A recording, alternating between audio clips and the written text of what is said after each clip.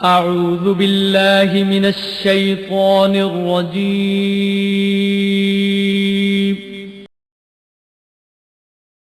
بسم الله الرحمن الرحيم.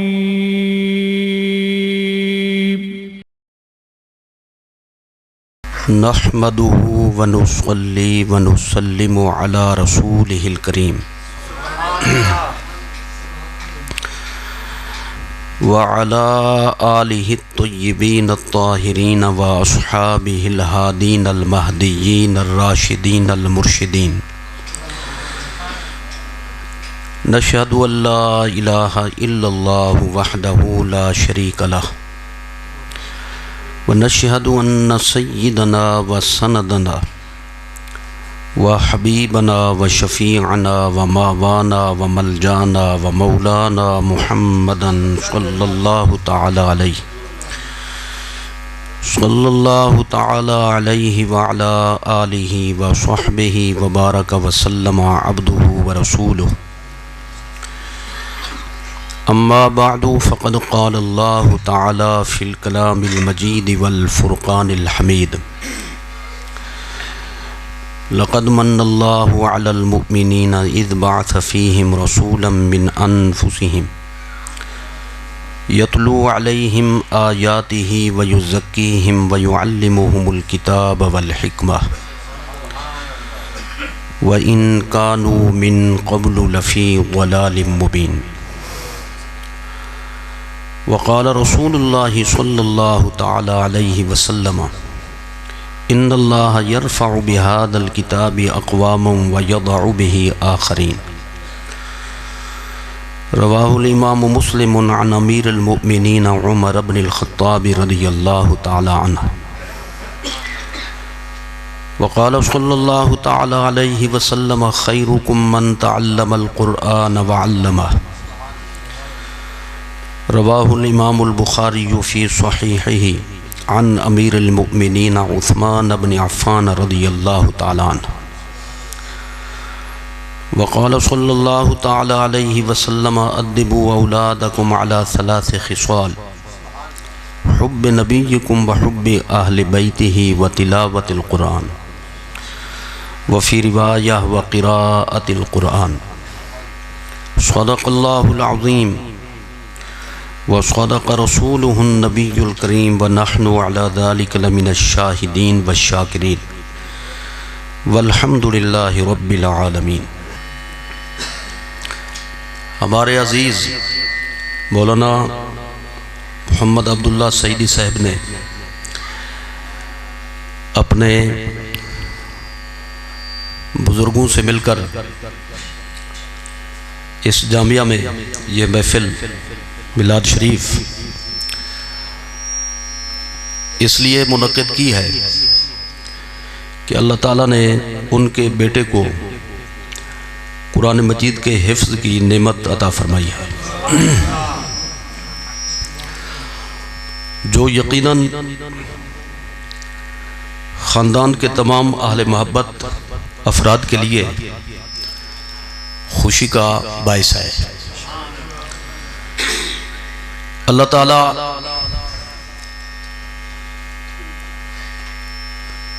اس عزیز بچے کو جنہوں نے قرآن مجید کے حفظ کی نعمت حاصل کی، اسے سنبھالنے کی اور صحیح معنی میں اس کے تقاضوں پر چلنے کی توفیق عطا فرمائے، اور محفل میں جتنے حضرات تشریف فرما ہیں اللہ تعالیٰ سب کے حسب حال سب پر فضل و کرم فرمائے۔ ان دعائیہ کلمات کے بعد بالکل مختصر وقت میں چند باتیں اس موقع کی مناسبت سے آپ حضرات کے گوش گزار کرنی ہیں۔ تو موقع کی مناسبت سے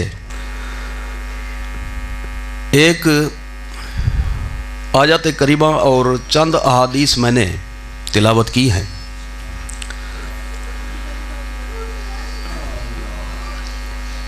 ان سب کے حوالے سے تھوڑے سے وقت میں تفصیل تو بہت مشکل ہے.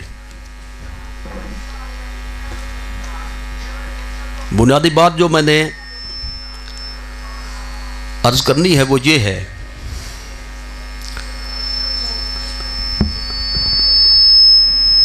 کہ جب اہل سنت و جماعت کو اللہ تعالیٰ کوئی بھی نعمت عطا فرمائے، کوئی مہربانی فرمائے، کوئی کرم نوازی فرمائے، تو شکرے کے طور پر ہمارے ہاں یہ بات مروج ہے کہ ہم محفل میلاد کرتے ہیں.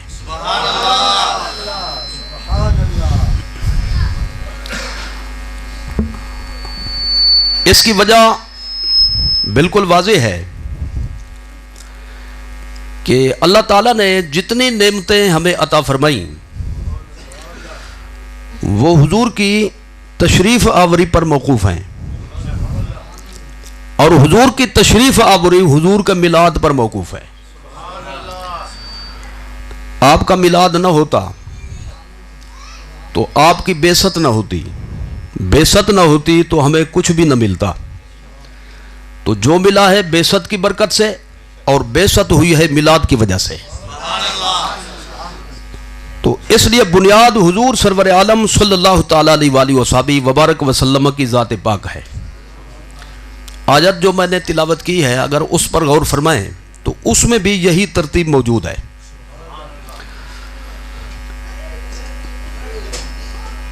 جو حضرات اس آیت کو زبانی یاد رکھتے ہیں ان کے لیے بالکل آسان سے آسان تر ہے اس کا سمجھنا، اور جو کچھ نہ کچھ سمجھ رکھتے ہیں پڑھے لکھے ہیں ان کے لیے بھی سمجھنا مشکل نہیں ہے. 3 حصوں پر یہ آیت منقسم ہے. پہلا حصہ ہے لقد من اللہ علی المؤمنین اذ بعث فیہم رسولا من انفسہم. اس میں حضور کی تشریف آوری کا بیان ہے. اور دوسرا حصہ ہے یتلو علیہم آیاتہ ویزکیہم ویعلمہم الکتاب والحکمہ. اس میں حضور کی آمد کے مقصد کا ذکر ہے، جس کو مقصد بعثت بھی کہہ سکتے ہیں، وجہ تشریف آوری بھی کہہ سکتے ہیں، اور حضور کا مشن بھی کہہ سکتے ہیں. اور تیسرا حصہ ہے وَإِن كَانُوا مِن قَبْلُ لَفِي ضَلَالٍ مُبِينٍ. اس کا خلاصہ یہ بنتا ہے کہ جس کو ہدایت ملی جس بھی درجے کی وہ حضور کے صدقے میں ملی. تو آپ دیکھیں پورا مضمون اس میں موجود ہے. حضور کی تشریف آوری، حضور کا مشن، اور حضور کی تشریف آوری سے جو ہمیں فائدہ حاصل ہوا. کیا ہو گیا؟ اگر اس کو پیچھے آیت کے مضمون کو یعنی جو تیسرے نمبر پر مذکور ہے اگر اس کو پیچھے کی طرف کر کے دیکھیں تو بھی ایک ترتیب ہے، اور اگر اول سے آخر کی طرف لے جائیں تو بھی اس کی ترتیب ہے. حضور کی تشریف آوری ہوئی تو حضور کا مشن ہمیں ملا، حضور کا مشن ملا تو ہمیں اس کی برکت نصیب ہوئی.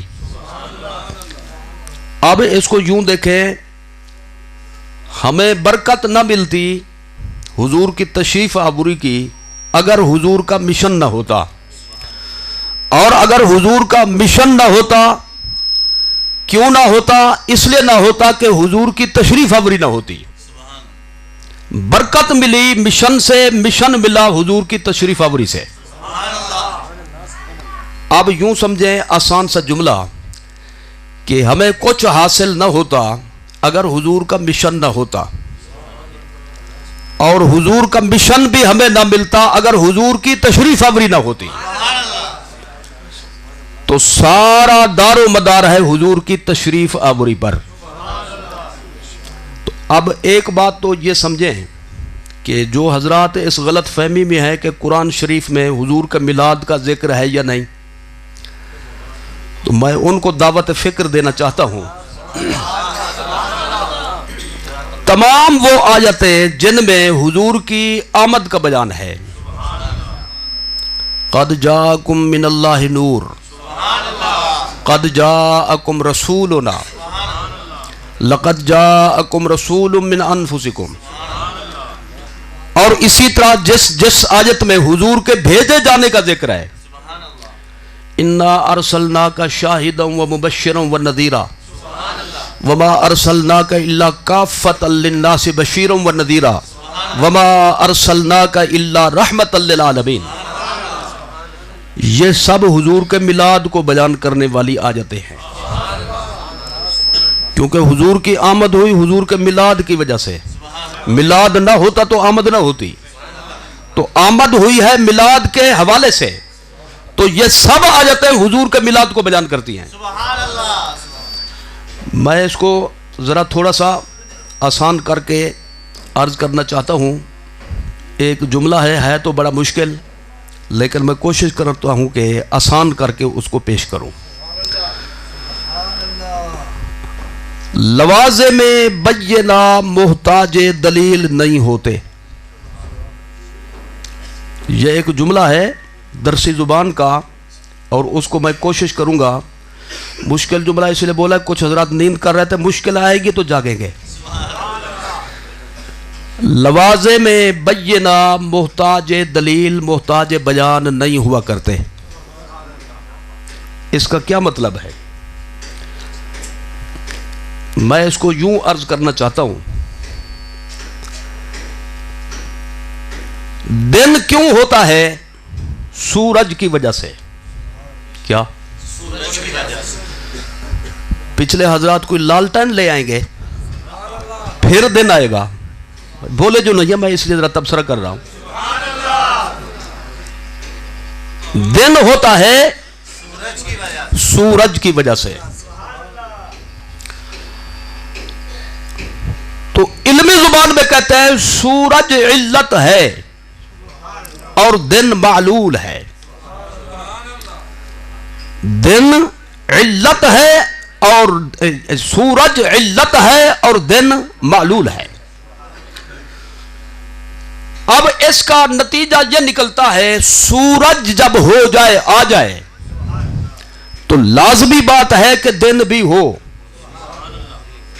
جی، سورج جب آ جائے لازم ہے کہ دن بھی ہو. جن کو یقین نہیں آ رہا اب پہلے باہر دیکھ لیں سورج ہے یا نہیں.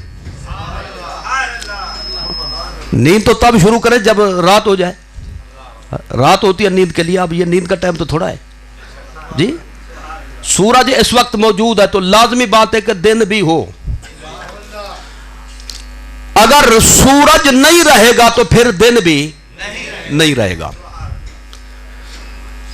لہذا اگر کوئی اس اصول سے ہٹ کر سوال کرے گا تو وہ سوال خلاف عقل ہوگا.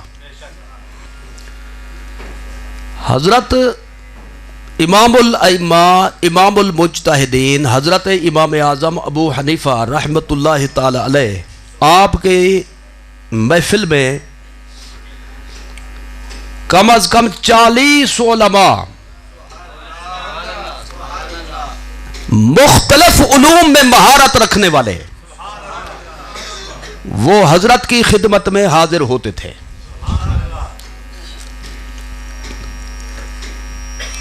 پیدا ہونے سے لے کر مرنے تک جتنے احکام جتنے مسائل مسلمان سے متعلق ہیں قرآن و حدیث میں بکھرے ہوئے تھے. امام اعظم نے سب کا نچوڑ نکال کر ان کا خلاصہ بنا کر اور ایک ترتیب کے ساتھ مدون فرما کے امت مسلمہ کے لیے رہنمائی فرمائی. ہم پیدا ہوئے احکام پر عمل کرنے کے لیے، تو امام اعظم نے یہ کام کیا تو اس کا مطلب ہے دین کی سب سے بڑی خدمت امام ابو حنیفہ نے فرمائی. کیونکہ جب مسئلے کی ضرورت پڑے مسئلہ ہی پوچھا جائے گا، روایت نہیں پوچھی جائے گی. اور ہر بندہ روایت کو نہیں سمجھ سکتا، آیت کو نہیں سمجھ سکتا. تو امام اعظم نے سوچا قرآن کے حافظ بہت ہیں، قراءات کے جاننے والے بہت ہیں، تجوید کے ماہرین بہت ہیں، اور حافظ الحدیث بہت ہیں، لیکن قرآن و حدیث کا جو مفہوم بنتا ہے اس پر کسی کی توجہ نہیں۔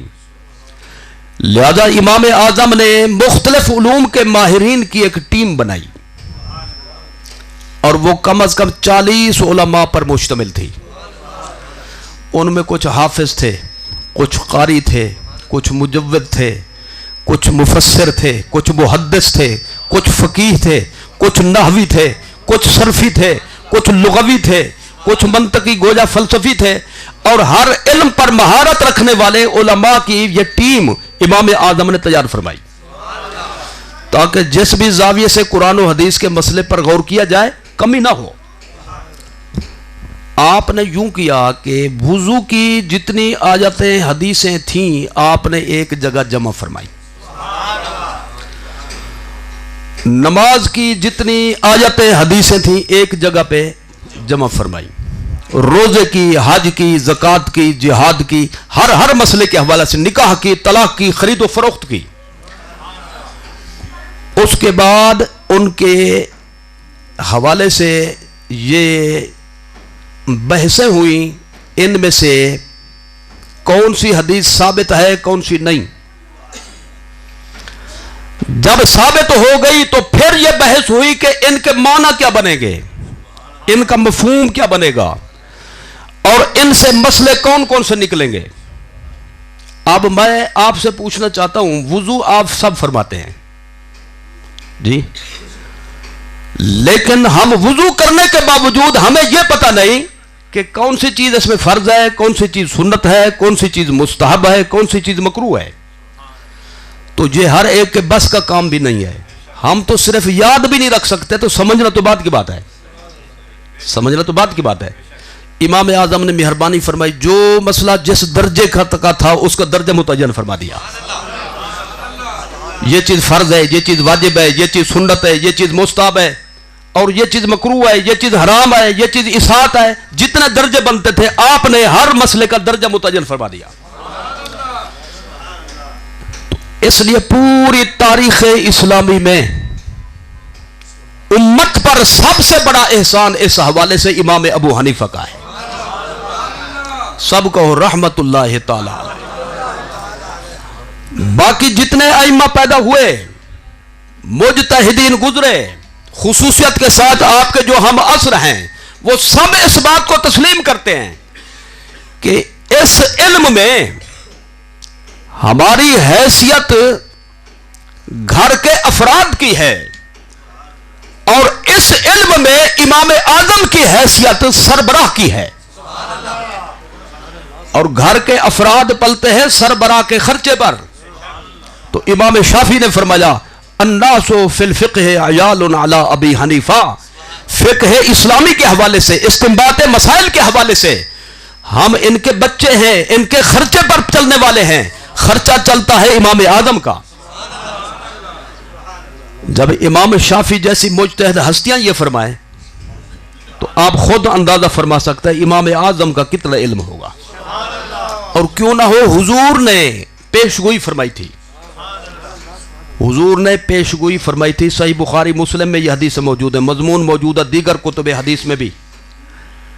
حضرت سلمان فارسی حضور کے صحابی ہے، فارسی کے لفظ سے ظاہر ہے کہ وہ عربی نہیں تھے، ان کی زبان فارسی تھی۔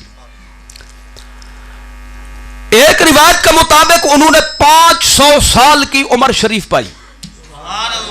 کتنی؟ 300 سال کی روایت بھی، 250 سال کی بھی ہے۔ اگر 250 سال بھی رکھ دیں تو بڑی عمر ہے۔ پورے تاریخ اسلام میں اتنا عمر کسی کی نہیں ہوئی جتنا حضرت سلمان فارسی کی ہوئی۔ یہ پرانے دور سے حضور کی تلاش میں تھے، یعنی یوں سمجھیں حضرت عیسیٰ علیہ السلام کے 571 سال کے بعد حضور تشریف لائے۔ کتنے؟ 571 سال کے بعد، 571 سال ہوتے ان کو آسمان پر تشریف لے گئے ہوئے، تو حضور 571 سال کے بعد تشریف لائے، تو 500 سال عمر ہو ان کی، تو یعنی حضرت عیسیٰ علیہ السلام کے زمانے کے قریب بنتے ہیں یہ۔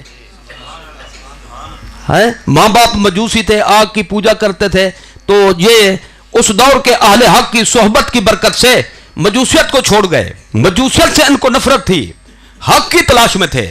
तो राहिबीन ने बताया इधर उधर मारे ना खाओ, ठोकरे मत खाओ, हम तुम्हें उस हस्ती की निशानी बताते हैं कि ये सब निशान उनके सदके में हैं, ये सब रौनकें उनके सदके में हैं, ये सब बहारें उनकी वजह से हैं। तो किस्सा बहुत तवील है, मैं मकसदी बात करना चाहता हूं। तो उन्होंने कहा चलो मुझे कुछ निशानियां तो बता दे, मैं कैसे पता चलेगा ये वो या ये कोई और है। उनका दो निशानियां तो खरी हैं, पक्की हैं। एक जिसको देखा जा सकता है, एक ये है कि हुजूर सदका अपने लिए जाती हवाले से कबूल नहीं फरमाएंगे, हदिया कबूल फरमाएंगे, नजराना और तोहफा कबूल फरमाएंगे, सदका कभी कबूल नहीं फरमाएंगे। और दूसरी बात यह है कि हुजूर के दो कंधों के दरमियान हुजूर के नबी होने की एक निशानी होगी। वो ये है कि कबूतर के अंडे की मिकदार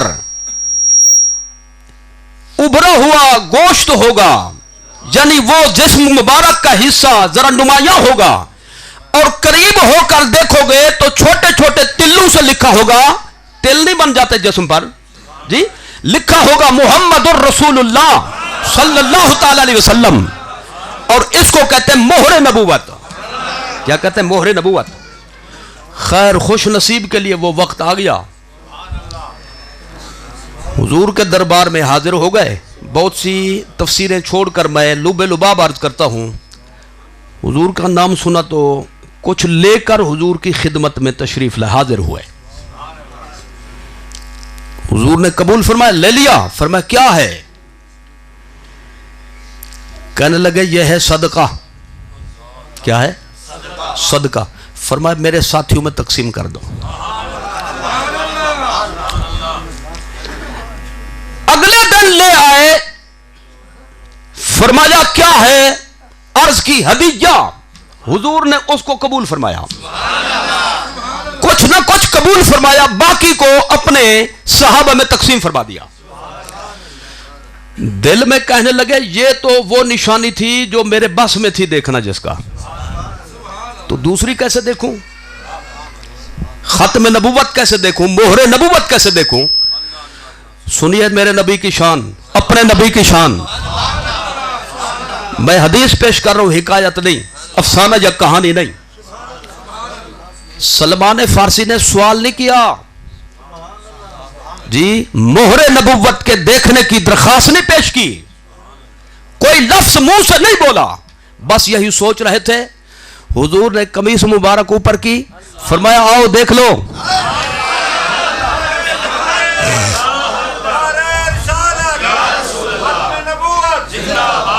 क्या फरमाया? आओ देख लो। अब मैं आपसे पूछता हूं, कलमा पढ़े आपने, मुसलमान कहलाते हैं, कब्र में जाना है, महशर में हुजूर के दरबार में पेश होना है, अकीदा कौन सा सही बन रहा है जी? दिल की बात है गैब, दिल की बात है गैब जी। ऊपर है चमड़ा, अंदर है गोश्त, फिर है हड्डियां, उसके बाद पता नहीं क्या क्या निजाम है जी। फिर है अंदर छुपा हुआ दिल, दिल का जी, जो अल्लाह ताला ने वो थोड़ा सा वो बनाया है, लैंप बनाया है जी। गोश्त समझे जो भी समझे, उसका लो थोड़ा समझे जो भी, उसके अंदर ख्याल आ रहा था, बात आ रही थी, कितने पर्दों में छुपी हुई बात थी, लेकिन निगाहे नबूवत के सामने वो भी ना छुप सकी।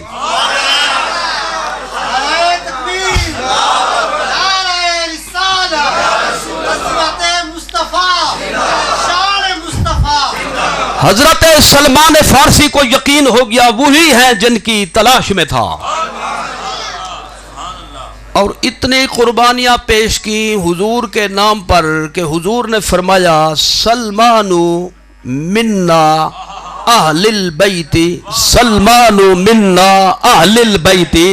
इसका रंग तो नहीं मिलता, इसकी नस्ल तो नहीं मिलती, इसकी जुबान तो नहीं मिलती, कोई कारूरा जाहिरी तौर पर नहीं मिल रहा, लेकिन मैं इसकी कल्बी मोहब्बत की बुनियाद पर और इसकी ईमान की रोशनी की बुनियाद पर और इसकी खिदमत की बुनियाद पर मैं ऐलान करता हूं, सलमान फारसी मेरे खानदान का ऐसे ही फर्द है जैसे हसनैन करीमैन फर्द हैं। जिस तरह मेरे अपने खानदान के चश्मो चराग मेरे खानदान का हिस्सा है, सलमान फारसी भी मेरे कुंबे का हिस्सा है।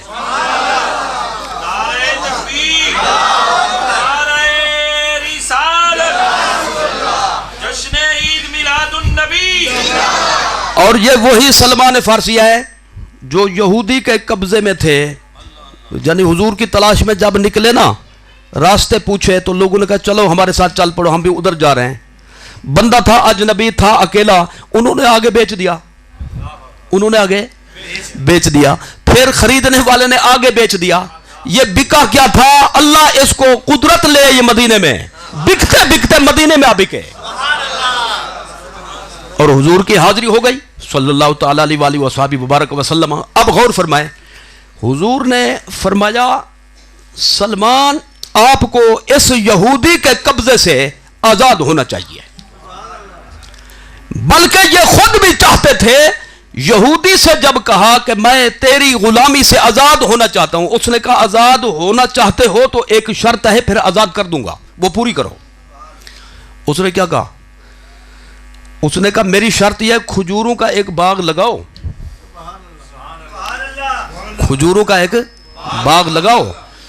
वो जब उसकी गुठलियां फूटेंगी, उसमें से कोंपल निकलेगी, तना बनेगा, दरख्त होगा, फिर मौसम में वो फल उठाएगा, फल खाऊंगा तो फिर मैं आजाद करूंगा।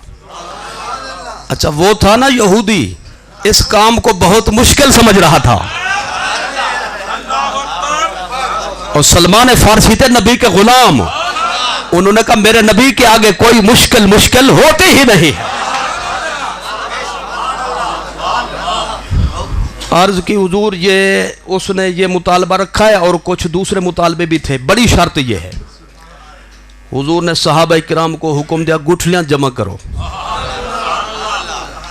गुठलियां जमा हो गई, तशरीफ ले गए सरकार। यहूदी से फरमाया कि बताओ कौन सी जगह पे बाग तुम्हारा उगाना है। उसने जमीन की निशानदेही की। अब मजे की बात देखिए, मजे की बात, सारी गुठलियां हुजूर ने अपने हाथ मुबारक से जमीन के सुपर्द फरमाई, सिवाय एक गुठली के।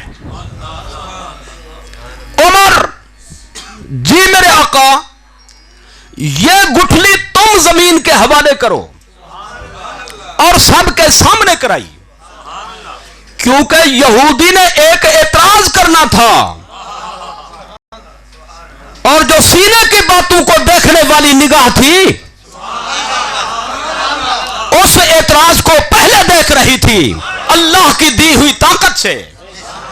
तो हुजूर ने उसका जवाब पहले ही मरहमत फरमा दिया। एतराज क्या होना था जी? वो आनन फानन यानी थोड़े से वक्त में गुठलियां जमीन के जब सुपुर्द की गई, कच्ची भी हो गई, हरी भरी भी हो गई, फट भी गई, कोंपल निकली, अंगूरी निकली, पौधा बना, तना बना, दरख्त बन गया, सुबह को फल भी लग गए, सुबह को फल भी लग गए। अब उसने कहना था ये जादू है। क्या कहना था? जो नहीं मानने वाले होते वो तावीलें करते हैं, और जो मानने वाले होते हैं वो बगैर दलील के मानते हैं। और ये खासा है अहले सुन्नत व जमात का। अल्हम्दुलिल्लाह सहाबा किराम से लेकर आज तक जो नबी से बहस ना करे, आंखें बंद करके माने, वो है सहीहुल ईमान। अल्लज़ीना युमिनून बिल गैब। अल्लाह ने फरमाया चूनो चिरा करके तो हर कोई मान लेता है, बाद में मजा तो तब है मेरे रसूल से सुनकर बिन देखे मानो, बगैर किसी बहस के मानो, बात तुम्हारे हवास से बालातर हो, उकूल से मावरा हो, फिर भी तस्लीम करो। उसने कहना था ये है जादू। सारे दरख्त बन गए, लेकिन फारूक आजम ने जो गुठली रखी थी वो छोटा सा पौधा बनी, जो एक उंगली से भी उखाड़ा जा सके है? एक भूतरा निकता। आगे समझ में? अब अगर वो कहता ये जादू है तो हुजूर ने फरमाना था जादू इधर तो चला है, इस पे क्यों नहीं चला? समझ आ गई? तो पहले ही उसका इंतजाम फरमा दिया। अब आप ये कहेंगे कि फारूक आजम भी तो हस्ती है जी, तो करामत उनकी जाहिर क्यों नहीं हुई? उनकी चलो करामत जाहिर हो जाती, हुजूर ने रखवाया इसलिए था कि जाहिर ना हो, और फैसला तो उधर ही से होता है, फैसला तो उधर ही से होता है। और वैसे यह है जब सूरज मौजूद हो जी, चांद अपना मुंह छुपा जाता है। जब सूरज मौजूद हो सितारे पर्दा पहन लेते हैं, छुप जाते हैं। आपको पता है इस वक्त भी सितारे मौजूद हैं जी, दिन को भी सितारे होते हैं कि नहीं होते जी? तो सुबह को आपने इधर देखा था, शाम को इधर खड़ा हुआ है, चला है, सफर किया है तो इधर आया जी, लेकिन नजर नहीं आते। क्यों नहीं नजर आते? उनकी रोशनी सूरज की रोशनी में जी उनके मुकाबले में मध्यम हो जाती है, और सूरज की रोशनी उस पर गालिब आ जाती है। अब तर्जमा यह बनेगा, आफताबे रिसालत के होते हुए नुजूम हिदायत कैसे नजर आए? तो हुजूर ने इरादा भी यही फरमाया था, इसको पूरा नहीं बनना चाहिए ताकि इसके एतराज का जवाब बन जाए। यह है सलमान फारसी, बड़ी हस्ती। जो बात मैं अर्ज कर रहा था अब उस पर जरा तवज्जो फरमाए। हुजूर ने एक मर्तबा सलमान फारसी की तरफ इशारा फरमाया। क्या फरमाया? इशारा। एक रिवायत में उनके दो कंधों के दरमियान हाथ मुबारक रखा और फरमाया, इसकी नस्ल से, इसकी नस्ल से एक मर्द कामिल पैदा होगा। हुआ है नहीं, हाल की बात नहीं, मुस्तकबिल की बात है, होगा। तो अब मैं पूछना चाहता हूं, जो अभी बाप की पुश्त से मां के रहम में मुंतकिल ही नहीं हुआ, होगा, हुजूर ने कैसे देख लिया? तो एक बार फिर मानना पड़ेगा, अल्लाह ने अपने महबूब को यह शान अता फरमाई है। तवज्जो करने की देर है, कोई गैब निगाह मुस्तफा के सामने पोशीदा नहीं रहता। एक मर्द कामिल पैदा होगा इसकी नस्ल से, यानी फारसी बोलने वालों में, किसमें? फारसी बोलने वालों में। और हजरत सलमान फारसी की जो मादरी जुबान थी वो फारसी ही थी जी। पेट में दर्द पड़ गई उनको, तो हुजूर ने खुशतबी भी फरमाई, मिजाज पुरसी भी फरमाई। फरमाया, इन्ना फी बतने का दर्द तेरे ढेढे च दर्द पै गए। ये बुखारी शरीफ में दर्द का लफ्ज लिखा, हुजूर ने बोला, सुभान अल्लाह। क्योंकि दर्द को फारसी में दर्द कहते हैं, ठीक है। फरमाया, फारसी बोलने वालों के कुंबे में इसकी नस्ल से एक बंदा पैदा होगा। तवज्जो की जरूरत है। लौ कानल इल्मु इंद सुरैया फी रिवाया अद्दीनु इंद सुरैया ला नालहु रजुलुम मिन अबनाए फारिस। हुजूर ने फरमाया, अगर दीन का मसला, अगर मेरी शरीयत का कोई हुक्म फर्ज करो कि कहकशां पर भी होगा। कहकशां सितारे हैं जी, जो जमात बनाकर चलते हैं। अरबी में कहते हैं सुरैया जी, अरबी में कहते हैं सुरैया, उर्दू में कहते हैं कहकशां, सराइकी में कहते हैं चिट्ठियां। चिट्ठियां लिखते खड़े ये बुजुर्ग जानते हैं, यानी पुराने पुराने, नई पौध को तो अपनी बोली भी नहीं आती, चिट्ठियां क्या समझेंगे। आगे समझ में, हुजूर ने फरमाया इल्म जमीन पर तो बात की बात है, अगर मेरी शरीयत का कोई हुक्म फर्ज करो कहकशां पर भी हो तो वो मर्द कामिल जो इसकी नस्ल से पैदा होगा वो उधर भी कमंद डाल देगा, वो वहां से मसला निकाल कर मेरी उम्मत को पेश करेगा। हजरत इमाम जलालुल मिल्लत वद्दीन सुयूती कम अज कम 75 मरतबा हुजूर की जागते हुए जियारत करने वाला इमाम जलालुद्दीन सुयूती, उन्होंने मुस्तकिल किताब लिख दी इस हदीस के मौजू पर, तबयीदुस सहीफा फी मनाकिबिल इमाम अबी हनीफा। उस किताब में ये फरमाते हैं कि इस हदीस का मिसदाक इमाम अबू हनीफा के सिवा कोई बन सकता ही नहीं है, यानी हुजूर ने इमाम अबू हनीफा की तरफ इशारा फरमाया था। अब हुजूर जिसके इल्म की पेशगोई फरमाए वो कितना बड़ा आलिम होगा, उसकी कितनी बड़ी खिदमत होगी। तो इसलिए फिक्ह इस्लामी के मुअस्सिस हजरत इमाम आजम है। इस तरह से जो खिदमत की दीन की किसी और की नसीब में नहीं आई, बाकी जितनों ने की इमाम आजम से हासिल करके आगे चले। कमंद डाल जो उन्होंने डाली कहकशां पे, वो भी मैं दिखा दूं जरा। इसका मतलब ये होता है कि बारीक से बारीक मसला, फर्ज करो ऐसा बारीक आसमान पे हो या जमीन की तह में हो, ये उसको भी पेश कर देंगे जी। एक बंदा आ गया, हुजूर अस्सलाम वालेकुम, वालेकुम अस्सलाम, उसे मेरी पैसे दी थैली है, ढिग सारे पैसे हैं, ते मैं एक जा दे उत्ते चोरें दे डर कनू खड्डा खड़ते पूरे हम, मेरी जेब कोई ना कप सटे या मैं कोट ते मेरे को खस ना गिनन, मैं खड्डा खड़ते पूर सटिया हम बिना पता हो सी तना कुछ ऐसी, लेकिन हुण मुसीबत है मेरे को भी भूल गए भी कित्था है।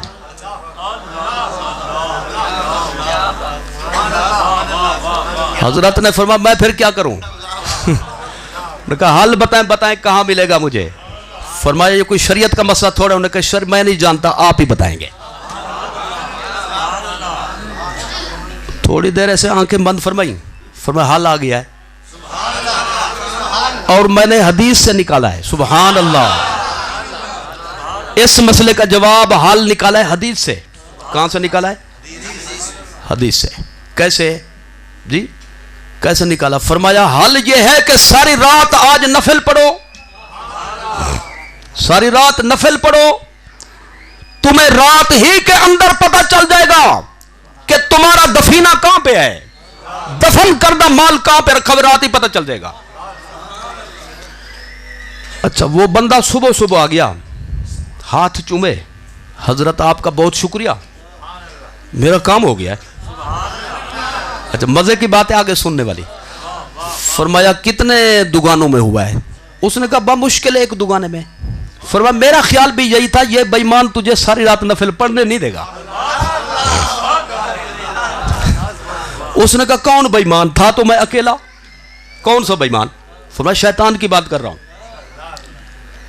इमाम आजम ने फरमाया कि ये मसला मैंने निकाला है हदीस से कि हुजूर फरमाते हैं, मैं उसको खुलासा पेश कर रहा हूं, जब अजान हो शैतान भाग जाता है। क्या भाग जाता है? और हुजूर ने उसकी मिसाल भी पेश फरमाई। फरमाया जैसे मदीना से रोहा का मकाम है, ये सब माशाल्लाह हाजी साहबान है, मदीना शरीफ में गुजारने वाले हैं, इनको पता है कि मदीना तैयबा से रोहा जो है इस वक्त 80 किलोमीटर के फासले पे है, पूरे 80 किलोमीटर। क्यों हाजी साहब जी? निवे डिठा था मैं घेन जो मैं तो दिखा दे सा। हाँ जरा तवज्जो फरमाओ, मदीना शरीफ से बोलो 80 किलोमीटर के फासले पे हुजूर ने फरमाया जब अजान दी जाए तो शैतान इतना दूर भाग जाता है जैसे मदीना से रोहा है, यानी 80 किलोमीटर का फासला। इसीलिए तो हम कब्र पे अजान देते हैं, है?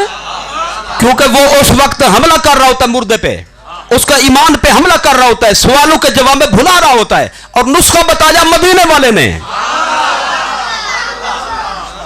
اذان دے دے تو کوئی بھاگ جائے گا. ٹھیک ہے, لہذا اب جو کہتا ہے نہیں دینی چاہیے وہ اس کو بٹھانا چاہتا ہے, جو دیتا ہے وہ اس کو بھگانا چاہتا ہے. لیکن اتنا بتا دو بٹھانا اس کا اچھا ہے یا بھگانا اچھا ہے؟ اچھا, اذان جب دو تو 80 کلومیٹر نئے جدید حساب سے وہ بھاگ جاتا ہے. حضور نے فرمایا جب اذان ختم ہو پھر آ جاتا ہے, کیا بندے پہ حملہ کرنے کے لیے, بہکانے کے لیے, ورغلانے کے لیے, گمراہ کرنے کے لیے. جب اقامت کہی جائے نماز کے لیے پھر بھاگ جاتا ہے جی. پھر جب اقامت ختم ہو نماز شروع ہو تو پھر بندے کے پاس آ گیا, اذکر قضا و قضا, اذکر قضا و قضا. حاجی غلام رسول کو نوتا ہے 5000 گھننا نا. آگے سمجھ میں جی. 2000 روپے آپ نے عبد الرحمان کے دینے نہیں تھے جی, مانگ مانگ کر تھک گئے ہو, وہ نہیں دیتا تھا, اب اس کے پاس پیسے آئے ہوئے ہیں, لے سکتے ہو. یعنی پورے حساب کتاب بھولی ہی باتیں وہ یاد دلاتا ہے. کیا کرتا ہے؟ بھولی باتیں یاد دلاتا ہے. امام اعظم نے اس حدیث سے یہ مسئلہ نکالا کہ جب یہ نماز پڑھنا شروع کرے گا جی تو بھولی ہی باتیں شیطان اس کو یاد دلا دے گا. اب وہ زیادہ نماز تو پڑھنے سے رہا, پڑھنے دینے سے اس نے جلدی اس کا کام کر دینا ہے کہ بھئی ساری رات نفلیں پڑھنے سے بہتر ہے کوئی تھیلی لے لے چلا جائے. اس نے کہا بس میں نے تو وہ بامشکل 2 رکعتیں مشکل سے پڑھی ہیں, بڑی جلدی جلدی پڑھی ہیں, مجھے مل گیا ہے. تو یہ ہے سرکار کی پیشگوئی کا مصداق. حضور نے کیا فرمایا تھا, علم زمین تو زمین دا, آسمان پر بھی ہوگا, یہ بندہ وہاں کمن ڈالے گا. آگے سمجھ میں جی. تو بات ہو گئی ہے لمبی, انشاءاللہ جہاں سے میں نے شروع کی تھی وہ آپ کو بالکل بھول گئی ہوگی. بات اتنا لمبی ہو گئی ہے. میں کیا کہہ رہا تھا کہ جو چیز لازمی ہو اس کو بیان کرنے کی ضرورت نہیں ہوتی.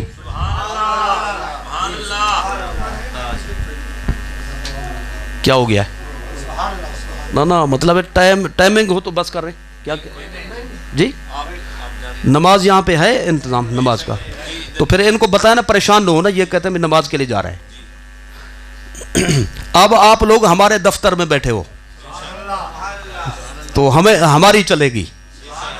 آگے سمجھ میں, گھڑی بھی ہمارے پاس ہے, ٹائم بھی ہمارے پاس ہے, پڑھانا بھی ہم نے ہے. ہم نہ پڑھے کیا کر لیں گے آپ؟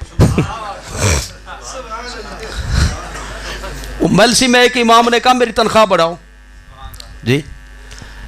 چک والوں نے کہا نہیں ہم نہیں بڑھا سکتے, بڑی منت کی, لیکن نہیں مانا انہوں نے. اس نے کہا پھر بدلہ لوں گا. کیا کروں گا؟ بدلہ لوں گا. زور کی نماز جب پڑھائی نا, جب وہ پہلی رکعت میں سجدے میں گئے, امام صاحب چپ کر کے باہر اٹھ کر بیٹھ گئے.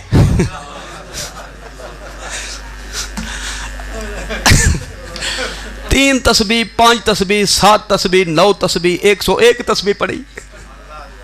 وہ امام کو کیا ہو گیا, ایک نہیں وہ سر اٹھا کر دیکھا, ڈٹھے تھا امام کا نہیں. کھڑا ہو کر اعلان کرتا وہ امام کہنے اٹھو. باہر گیا تو باہر سٹول پہ بیٹھا ہوا تھا. کیا انہوں نے کہا تم نے میری تنخواہ نہیں بڑھائی, میں نے بدلہ تو لینا تھا. تو پڑھا نہیں ہے ہم نے. نعرہ تکبیر, نعرہ رسالت, جشن عید میلاد النبی. جو تنخواہ لیتا وہ اتنا کاروائی کر سکتا ہے, ہم تو تنخواہ کے بغیر پڑھاتے ہیں, ہم تو زیادہ ہوئے پھر. اچھا خیر, میں نے یہ تھکن تھی آپ کو میں نے وہ دور کر دی ہے. آپ غور فرمائیں, بات کیا ہو رہی تھی کہ جو چیز لازمی ہو, لازم بین ہو, اس کی وضاحت کی ضرورت نہیں ہوتی. تو امام اعظم کا نام کیسے آ گیا تھا؟ ایک آدمی بیٹھتا تھا آپ کی اس محفل میں, بہت ماشاءاللہ معزز قسم کا بندہ, ایسے لگے کہ جیسے علامہ زما ہو, علامۃ الدہر ہو جی, حجت الاسلام ہو, یعنی شکل صورت ایسی بنائی ہوئی تھی. لیکن صبح کو آئے شام کو چپ کر کے چلا جائے, نہ پوچھے نہ کوئی رائے دے.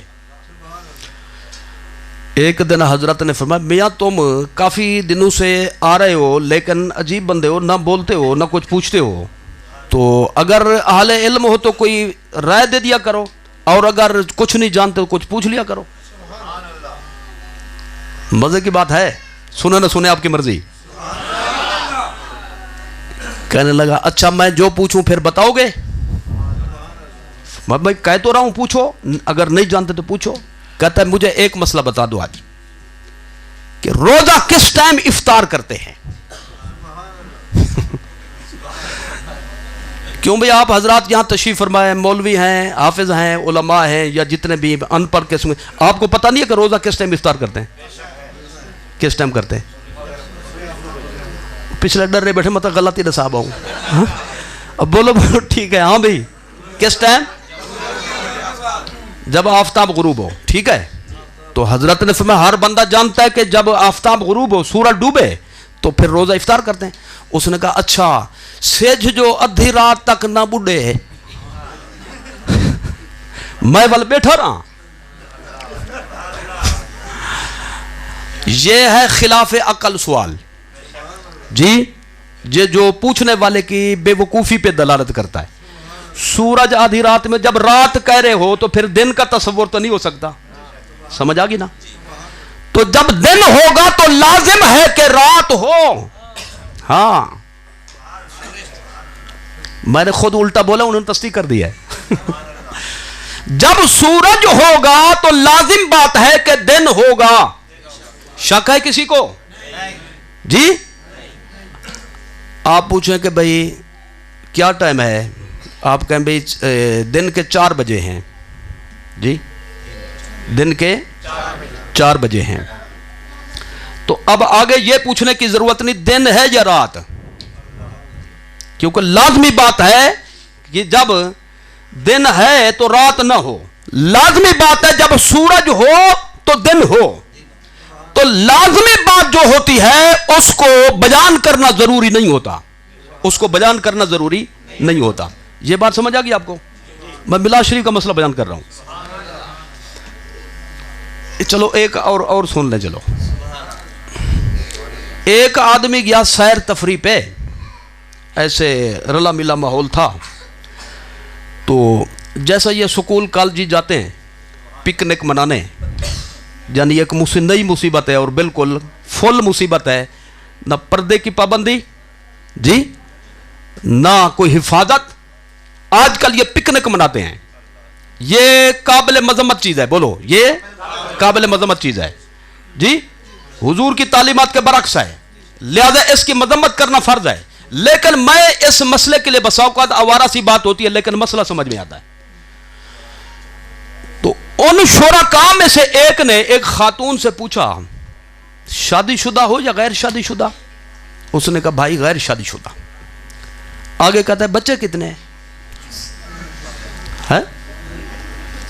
اس نے ظاہر ہے جوتا اتارا, اس کی مالش کر دی, کیونکہ جب شادی شدہ نہیں ہے تو بچے کا تصور. پچھلے کیوں نہیں بولتے ہیں؟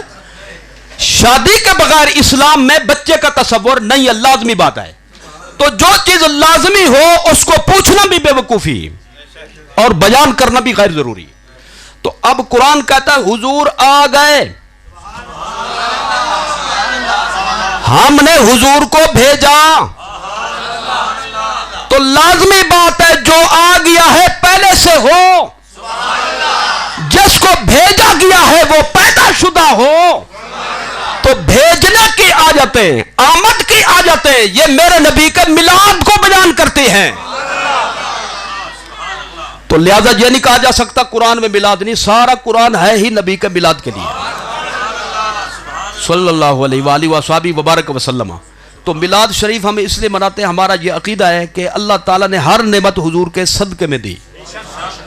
نعمت چھوٹی ہو یا بڑی, بولو چھوٹی ہو یا بڑی جی, تھوڑی ہو یا زیادہ, ظاہری ہو یا باطنی, جسمانی ہو یا روحانی, دنیاوی ہو یا اخروی, کسی بھی قسم کی ہو, اس کے حصول کا سبب اعظم, واسطہ کبرا اور وسیلہ عظمی ہمارے حضور کی ذات بابرکات ہے.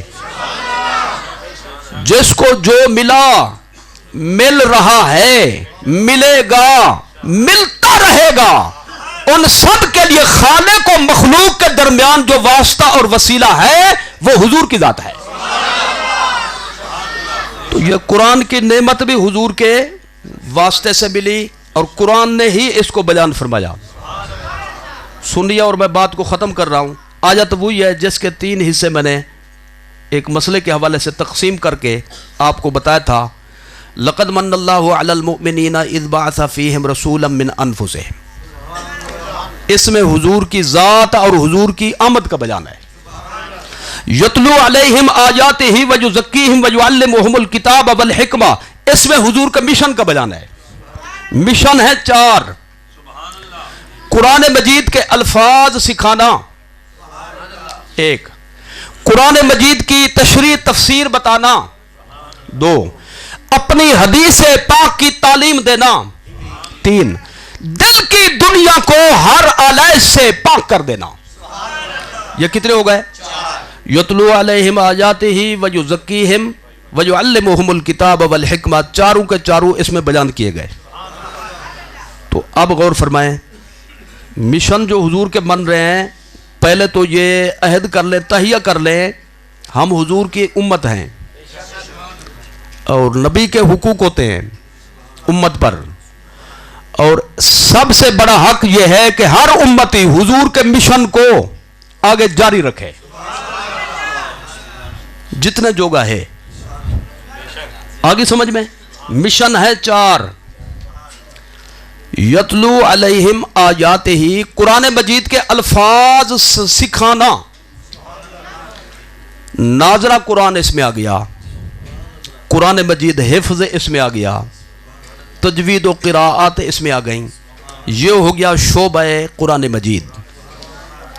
جی یعلمہم الکتاب، یہ ہو گیا ترجمہ تفسیر. الفاظ کے بعد معنی اور مطلب کی باری. الحکمہ، یہ ہے حدیث نبوی.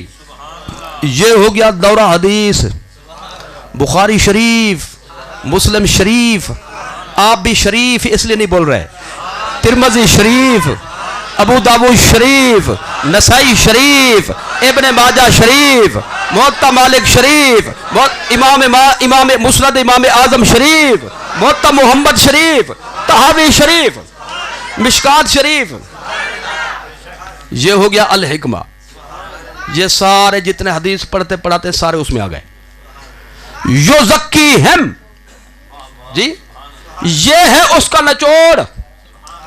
قرآن پڑھنے سے مقصود دل کو آباد کرنا، اندر کو صاف کرنا. حدیث پڑھنے پڑھانے سے مقصود دل کو منور کرنا، اور ترجمہ تفسیر کا بنیادی مقصد سینے کو صاف کرنا. یہ ہو گیا تزکیہ. اسی کو کہتے ہیں تصوف، اور جو چلانے والا ہو اس کو کہتے ہیں صوفی. کھول کر بیان کریں تو قادری، چشتی، نقشبندی، سہروردی، صابری، نظامی، اویسی، یہ سارے یزکیہم میں آ گئے. یہ اللہ تعالی نے حضور کا مشن بیان فرمائے. تو آگے کیا فرمایا؟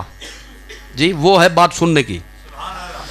وَإِن كَانُوا مِن قَبْلُ لَفِي ضَلَالٍ مُبِينٍ. بہت انتہائی جملہ ہے، اہم جملہ ہے.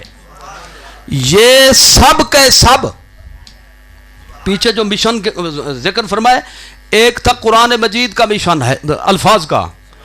ناظرہ خان، حافظ قرآن، قارئین، مقرئین، مجودین، مرتلین، مدورین، محدرین، یہ سب کے سب اس میں آ گئے. یہ سب کے سب وَيُعَلِّمُهُمُ الْكِتَاب، ترجمہ کرنے والے، تفسیر لکھنے والے.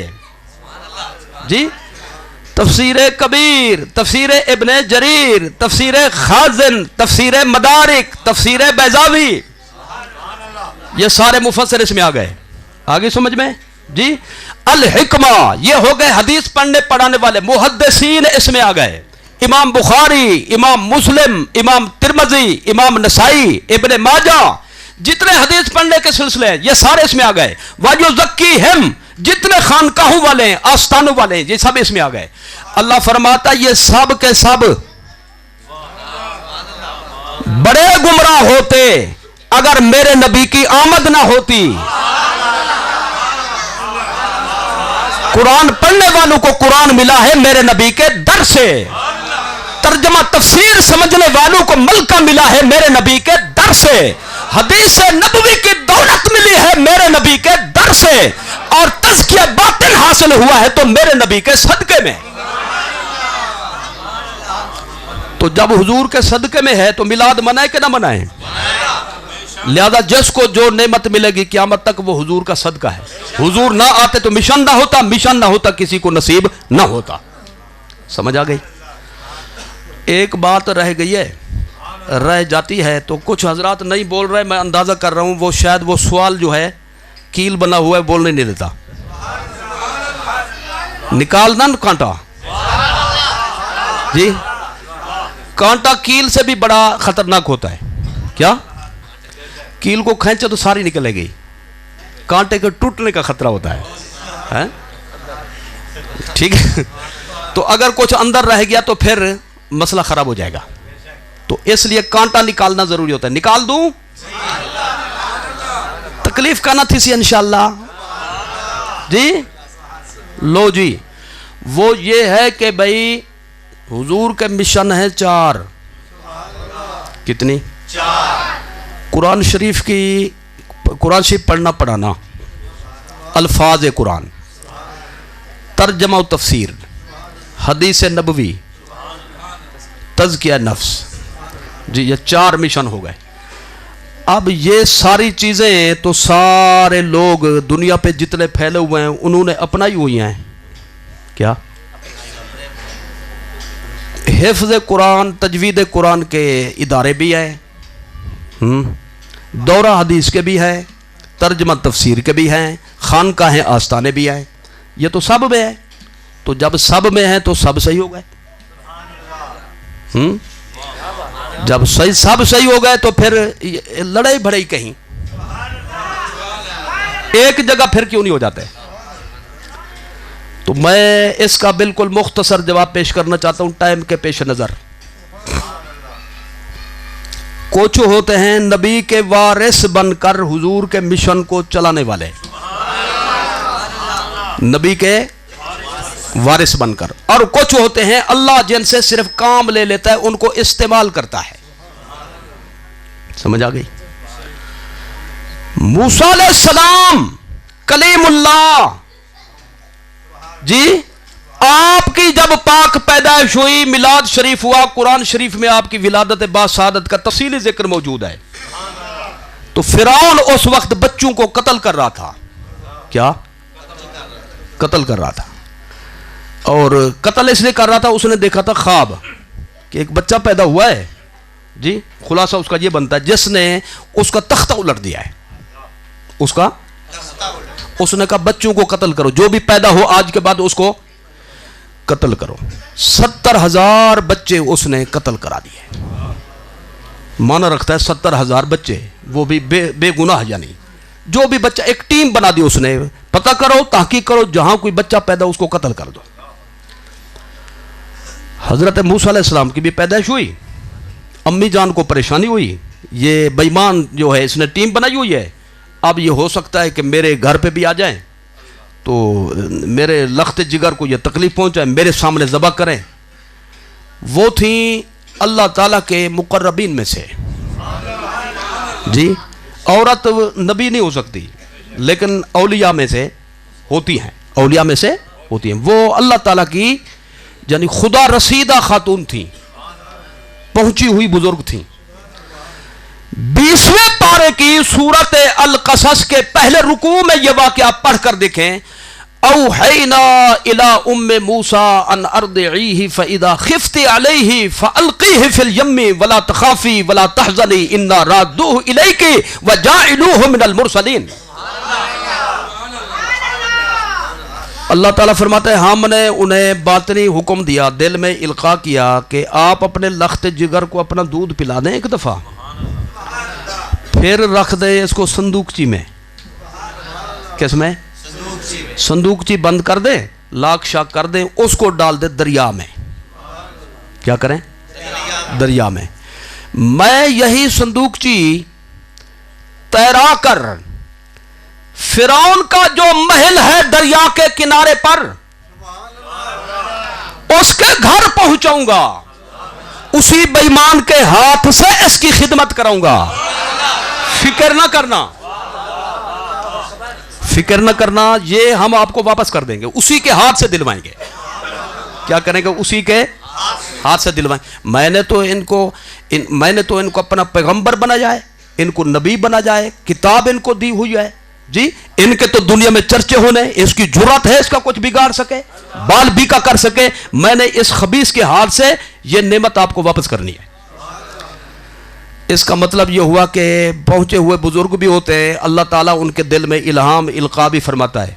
अगर ऐसा ना हो तो एक ख्वाब की बुनियाद पर, ख्याल की बुनियाद पर अपने बच्चे को दरिया में डाल देना जायज है?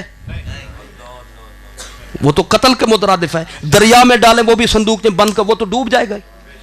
तो मालूम हुआ कि अहलुल्लाह का मामला और होता है, आम बंदे और होते हैं, अहलुल्लाह और होते हैं। खैर अल मुख्तसर संदूक जी आ गई, उठाया गया, खोला तो उसमें 14वीं का चांद था।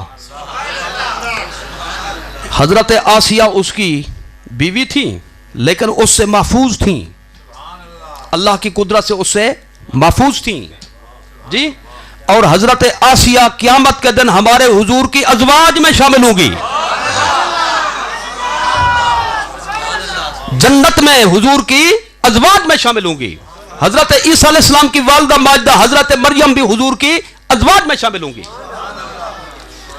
खैर बेटा देखा तो फिरौन कहने लगा वो ही ना हो, चर्या थी गई, चर्या थी, बेवकूफ तो नहीं। अब ज़ाहिर कभी कुछ मियाँ बीवी बेतकल्लु भी होते हैं, जितना बड़ा बादशाह था लेकिन उसने तो बोलना था।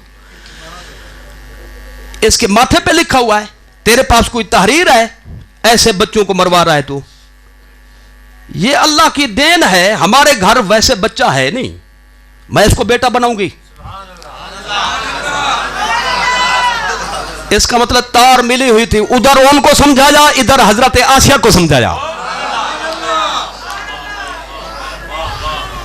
अब दूध पेश किया गया, मुख्तलिफ औरतें मंगवाई गई दूध पिलाने वाली। अल्लाह फरमाते हर्रमना अलैहिल मरादिया, हर्रमना अलैहिल मरादिया। हमने मूसा अलैहिस्सलाम को वही फरमाई, नबी पर वही होती है, हर दौर में होती है, हर दौर में होती है। हमने कहा मूसा मेरे कलीम किसी भी औरत का दूध नहीं पीना अपनी वालिदा माजिदा के सिवा। लाइन लग गई, मूसा अलैहिस्सलाम कबूल ही नहीं फरमाते जी, देते हैं तो मुंह मुबारक इधर फेर लेते हैं। बड़े परेशान हुए, भी बेटा भी हमने बना लिया, अब वो छोटी सी उम्र है, शीर खारगी, खाना वाना भी इस उम्र में नहीं होता, दूध पे गुजारे, दूध भी नहीं पीता ये। तो हजरत मूसा अलैहिस्सलाम की वालिदा माजिदा ने हजरत मूसा अलैहिस्सलाम की बहन से फरमाया कि जायजा लो, जरा जाओ देखो जी। तशरीफ लाई, किसी औरत को कबूल नहीं कर रहे। मूसा अलैहिस्सलाम की हमशीरा ने फरमाया एक खातून मेरी नजर में है अगर चाहो तो मैं ले आऊं। उनको जरूरत थी, तो अब वो गई वालिदा माजिदा से अर्ज की कि भाईजान तो किसी का दूध कबूल ही नहीं कर रहे, अल्लाह का जो वादा था अब उसके ज़ुहूर का वक्त आ चुका है, पूरे होने का। आप तशरीफ ले गई। इसमें गिरामी है हजरत यूखाबिद, मूसा अलैहिस्सलाम की वालिदा माजिदा का नाम नामी है हजरत यूखाबिद, उनकी बोली के मुताबिक। बोलो बोलो, बगैर पूछे के बता रहा हूं आपको, इसलिए अहमियत नहीं हो रही। हजरत यूखाबिद, और जो उनकी हमशीरा हैं उनका नाम है कुलसूम, हजरत कुलसूम। ये कुलसूम नाम के जितनी खवातीन होती है उनके नाम पे जा रही है, समझ आ गई है? अच्छा खैर, मूसा अलैहिस्सलाम ने कबूल फरमा लिया। उनका भाई तुम ले जाओ, इसको पिलाओ, खर्चा हमारे जिम्मे। अब 40 साल की उम्र शरीफ तक सारा खर्चा किसने दिया? बोलो, फिरौन ने। ایک مسلمان مسجد بھی بنائے، اینٹ بھی اس میں رکھے، تو جب تک وہ باقی رہے گی اس کا ثواب اس کو، تو جس نے نبی کو پالا ہو، خرچہ دیا ہو جی، تو اس کچھ نہ کچھ ثواب فرعون کو بھی ملنا چاہیے ہے، لیکن اس کو کچھ نہیں ملے گا، کیونکہ وہ نبی کی محبت میں خرچہ نہیں کر رہا، اللہ اس کے کان سے پکڑ کر خدمت لے رہا ہے۔